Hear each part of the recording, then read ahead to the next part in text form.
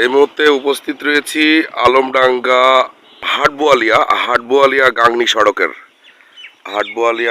সড়কের বিশ্বাস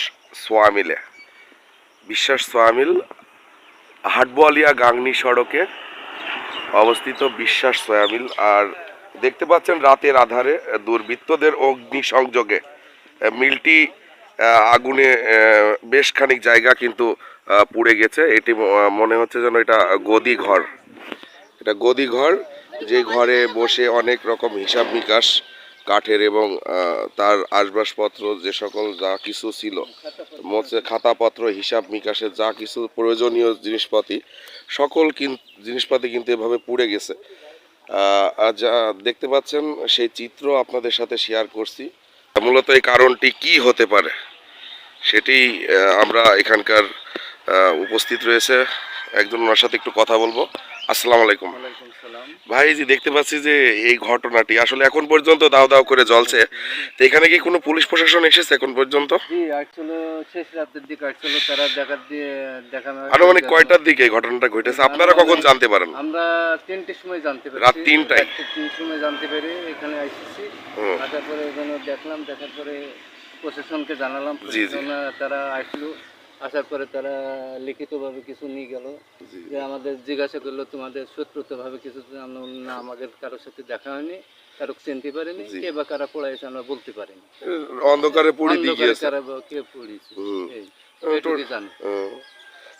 আনুমানিক কেমন ক্ষয়ক্ষতির পরিমাণ হতে পারে? ক্ষয়ক্ষতি আনুমানিক মানে যেটা হলো দেনা পাওনার হিসাব, ওই খাতাটাই বোধ হয় 1.5 লাখ টাকার খাতা ছিল, মানে হিসাব নিকাশের খাতা।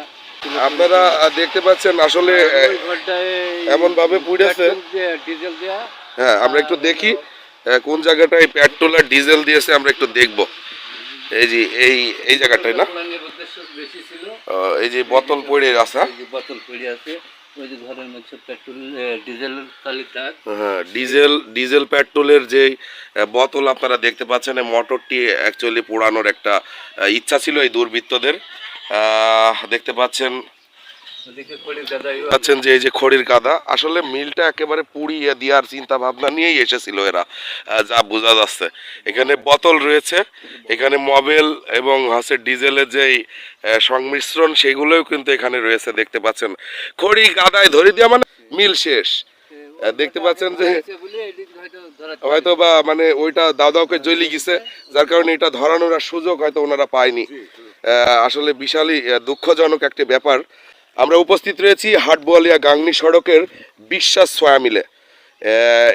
এই মিলটির মালিক হচ্ছে ইনামুল হক বুড়ু। ইতিমধ্যেই স্থানীয় ক্যাম্প আসছিল, হাটবোয়ালিয়া স্থানীয় ক্যাম্প কিন্তু পরিদর্শন করেছে। হ্যাঁ, মাসখানেক আগে ধরছিল 70-75 হাজার টাকা ক্ষয়ক্ষতি হয়ে গেছিল এই মিলটা। বর্তমানে এখন হলো খাড়া করে আজও ঠিক মতন ব্যবস্থা করে নি। ঈদের ছুটি মুটি গেছে, ঈদের পরে চালাবে এরকম একটা পরিকল্পনা। মিলটা তো পুড়ে গেছে, এটা ধরে দিয়ে আগুনের তখন কুন্ডি হয়েছে।